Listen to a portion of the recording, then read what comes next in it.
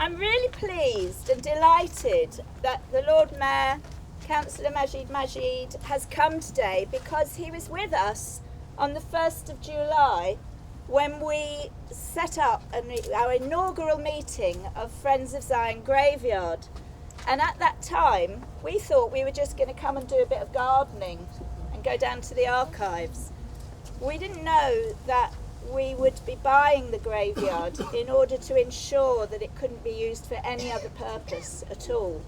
It's so wonderful that we've been able to save this very special part of Attercliffe, which has a whole history of Attercliffe in a tiny little nutshell. Okay, are we ready? 3, 2, 1.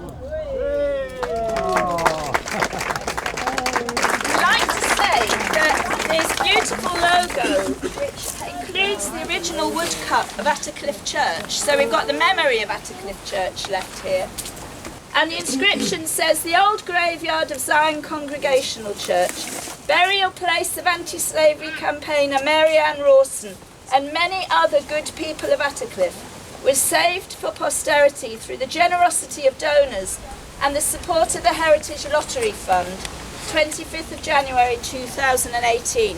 Because we're really grateful to anybody who's ever bought a lottery ticket and not won the prize. You've won Zion Graveyard for us, so thank you very much.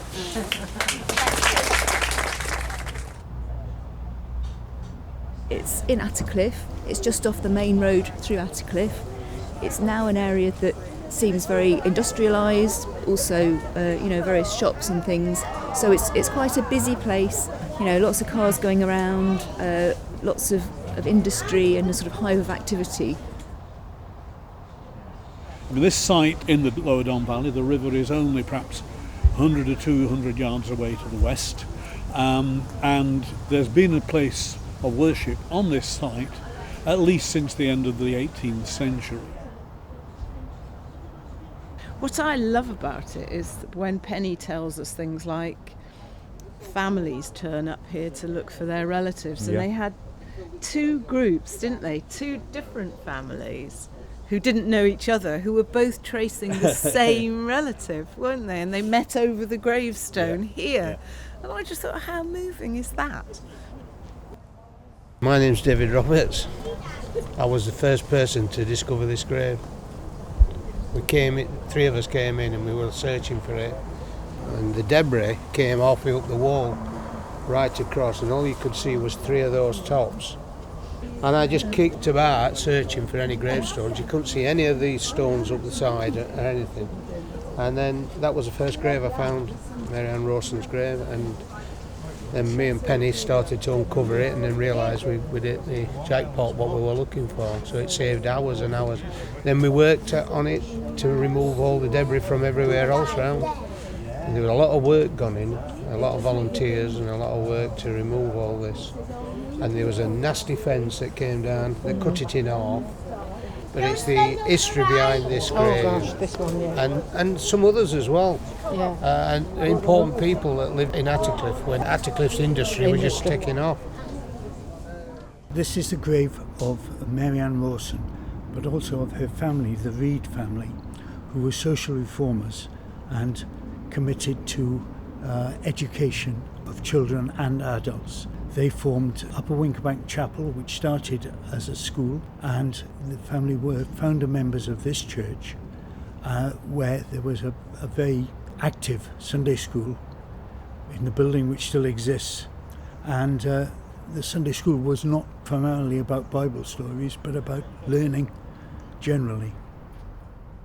As well as looking after the graves and preserving them and the site, what we wanted to do was to preserve the wildlife that had established itself here over the 20 or so years that it had become overgrown. We bought some wildlife cameras and then set them up in various spots where we thought we might pick something up. We've had the black cats, wrens as well, some good footage of wrens in the tree behind me. Plenty of local cats that go past, but also some foxes. There's certainly 2 and maybe 3 foxes used in the site. mainly in the evenings. When we have cleared areas, then the brash from that has been put into piles to attract wildlife, from mammals to invertebrates.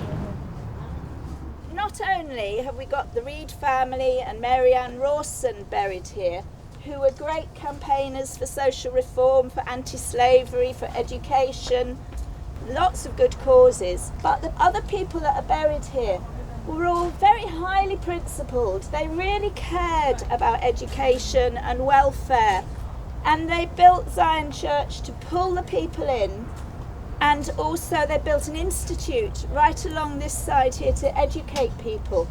And they had, for instance, they had a married man's club running for 12 years on a Saturday morning. That's a kind of really progressive thing. Even now we're trying to get our men's clubs going. But they had all sorts of things happening. And they tell the story of this village 200 years ago when it was a rural idyll.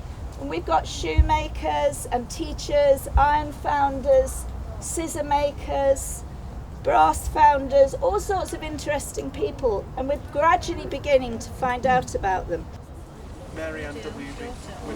Hope people will come who are interested in the history of anti-slavery, people who are interested in Victorian history and family history, and who just want to see somewhere that's really unique. It's been amazing how many people came from all parts of the country to visit. I've been talking to one or two people at this event who have got memories of when they were kids playing on the graves. Looking back, we shouldn't have done what we did because we used to play in here. This was our playground. Coming off a street, this was heaven to us. So we used to meet our mates and play in here. And there's a grave down there we used to ride on it and think it were a camel. So it brings back lots of happy memories. History is important, and the more people that know about it, the better. And I just have a lot of admiration for people who've actually done something, got off their bums, and they've got the money, and they've done something about it. And I think this will pay dividends for just how people will be so pleased to have it.